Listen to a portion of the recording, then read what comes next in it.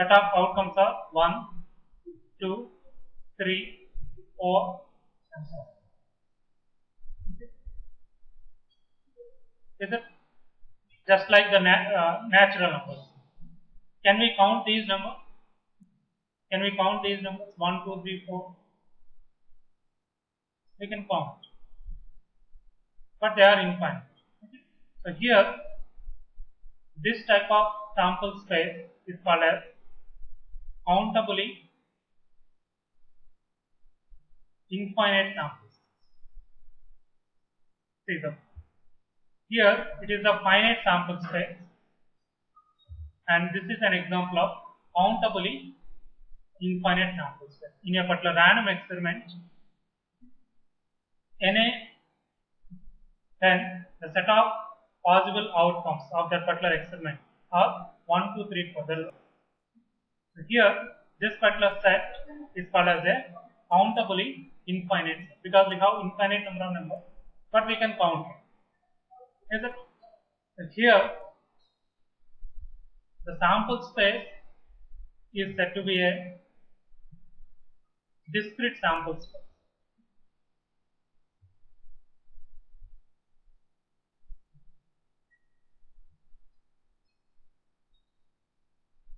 Sample space is said to be discrete sample space if the sample space is finite sample space or countably infinite samples. Are you following?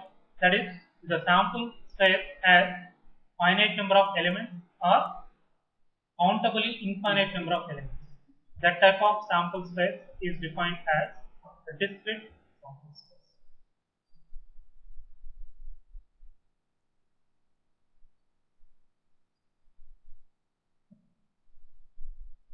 So here we can define one more sample space in which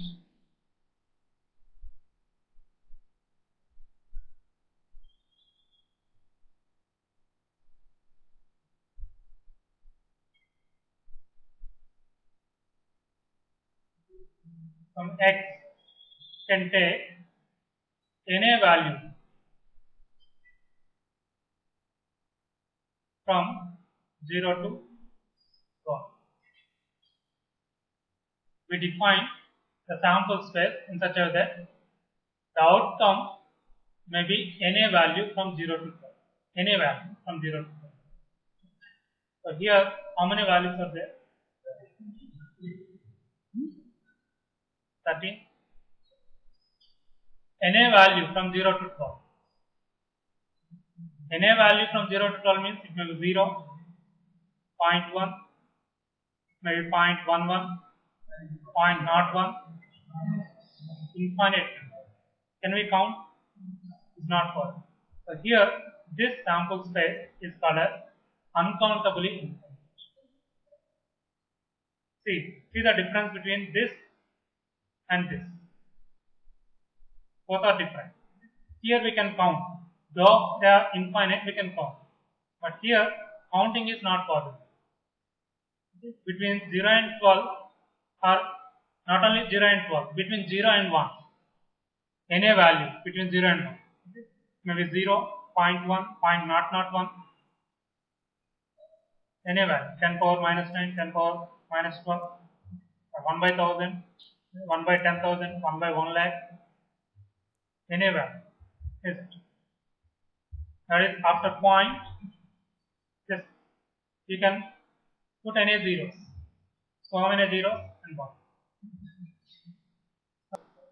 So that's why this set is uncountably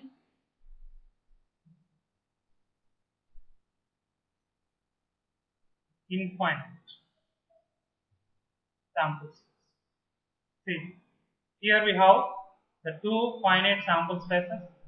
This is an example of countably infinite sample space, and this is an example of uncountably infinite sample space.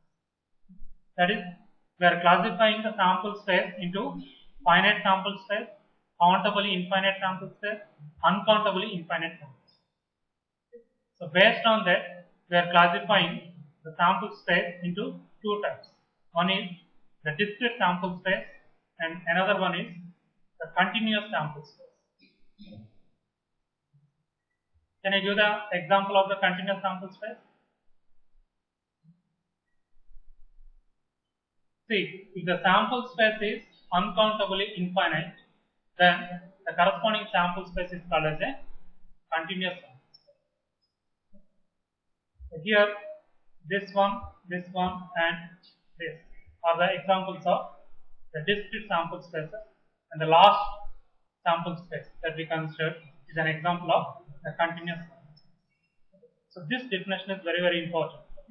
Why? Because in the second unit we introduced the concept of random variable. There also we study about two different types of random variables. One is the discrete random variable, another is the continuous random variable, and one more thing is there, mixed random variable. So to understand the concept of the discrete random variable, continuous random variable, or mixed random variable, we need to have the understanding of these two definitions. One is the discrete sample space, another is the continuous sample space. Have you understood? So these are the few basic definitions that corresponds to a single random experiment. We started with the random experiment, defined the outcomes. That is, if you perform a random experiment, if you perform some number of trials, definitely you can observe some identically, what is the word that I used? Separately identifiable outcomes. Okay? And the set of these outcomes, or set of all possible outcomes of the random experiment, is called as the sample space. The sample space S itself is the subset of, and the subset of S is termed as the event. Understood? That is, event is some activity or some result defined on the sample space with some specification. If the sample space has n number of elements, we can define 2 power n number of events on that particular sample space. And then we know the difference between a finite sample space, countably infinite sample space, and uncountably infinite sample space. A sample space is said to be discrete sample space if it is either finite or countably infinite. If the sample space is uncountably infinite, then it is called as a continuous sample space. So let us see some set operations that we consider a simple sample space of a random experiment of throwing a dice. And to perform some, this is the sample space.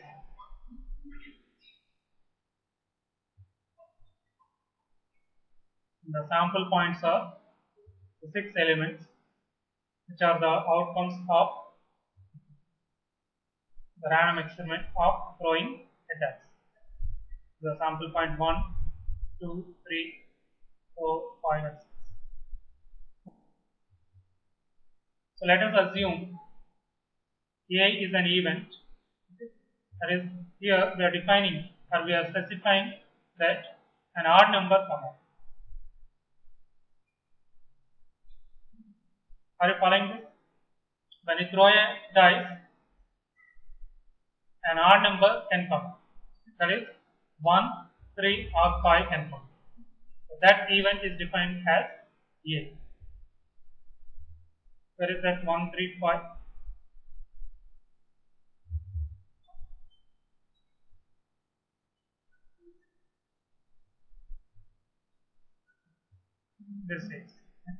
This is the event A.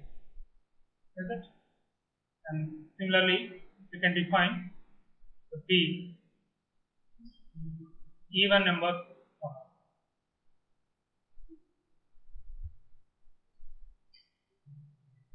Is it? That is the remaining event. Otherwise, I do one thing. Let me make it clear.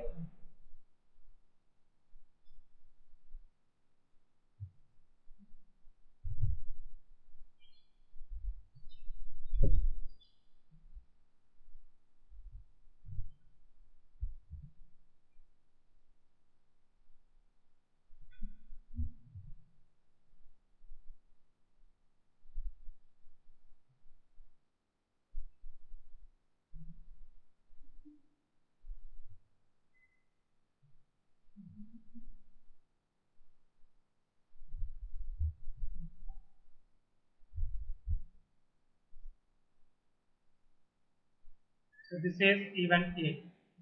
Similarly, this is the event. Similarly, you can define some more events. Now, if you want to perform this operation A union B, which is equivalent to S.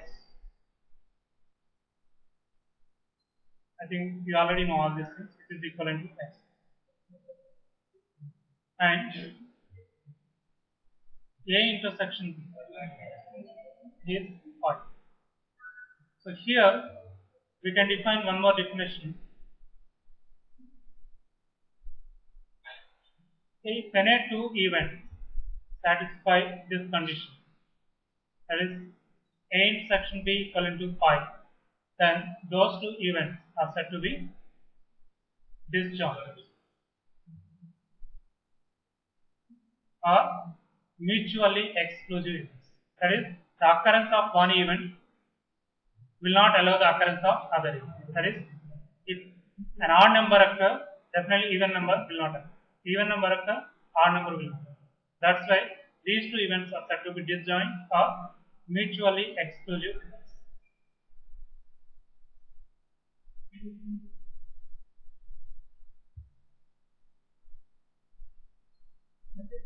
So this can be extended to any number of events.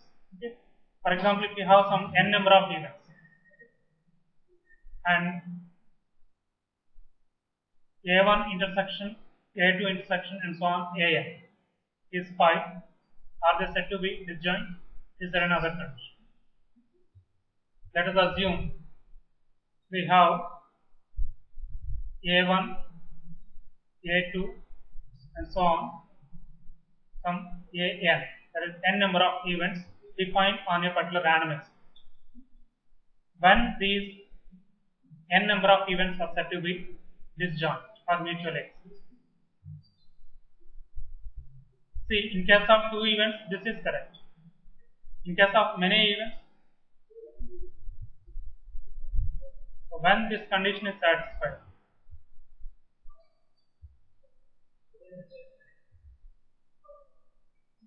they are said to be disjoint. Is it right?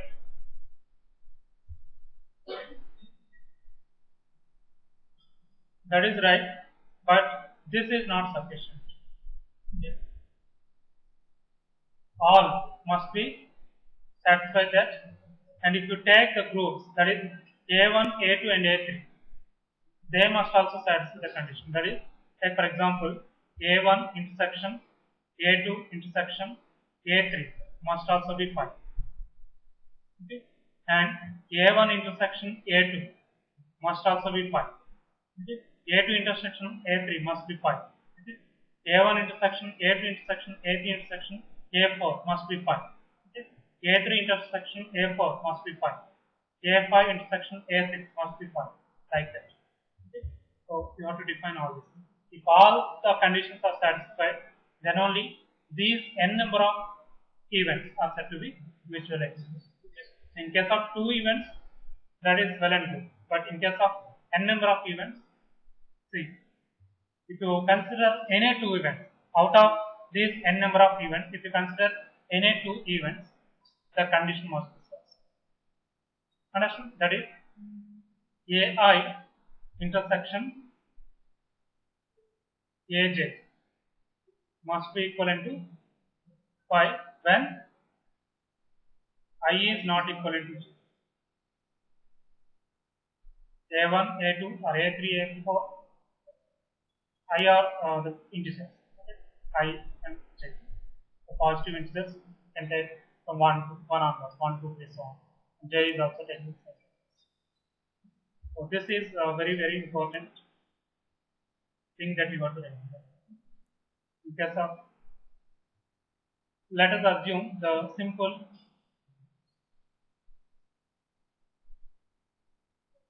case in which we have only 3. So these 3 events are said to be mutually exclusive when this condition is satisfied and A1 intersection A2 is equivalent to 5. 5 A1 5. Anything is there? So these conditions must be satisfied. Then only it is. Then only those three events are said to be mutually exclusive. I think this is more than sufficient. So you can define many events. Now you can take an event in which the number is even number and it should be less than or equivalent to 4.